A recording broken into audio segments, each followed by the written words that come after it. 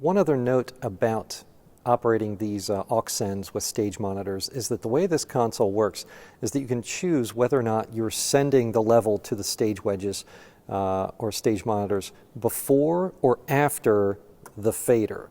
Now what that means is that if it is set to pre-fader mode, that means the aux send, the level that you send out to the monitors, is not going to change based on the level of the fader. So for example, if this is set to pre-fade send, then if you turn this level down, it's still sending out to the monitors. So turning down this fader will not affect what's going to the monitors, which may be good, it may not be good.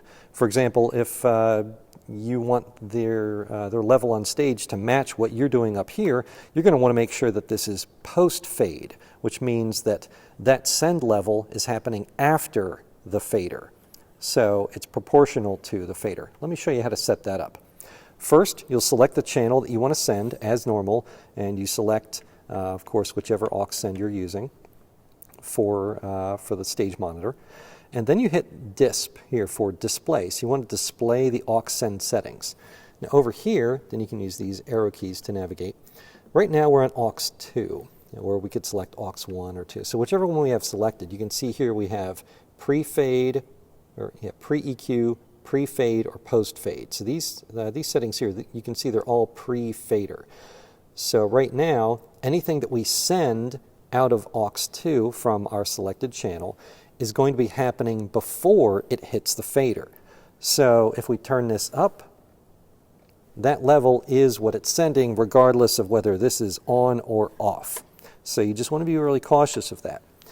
If you want to make sure that the stage level follows your fader, then go up here again to display, and you can navigate over here and navigate to the right and just click enter, and enter, make sure it's post fader so that it happens after your fade level. So this way, if this fader's down, so too will the corresponding level on stage. So again, just to recap real quick, select your channel, select your aux send up here, go to display, and then you can use the arrow keys to navigate over to change each aux send to be either post-fade or pre-fade.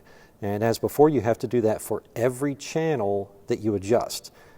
This is not necessarily a global setting for this. So for example, if I were to change to aux 2 or to channel 2 and I want to send something, it's default to pre-fade. So you have to change it to post-fade for every single channel that you select.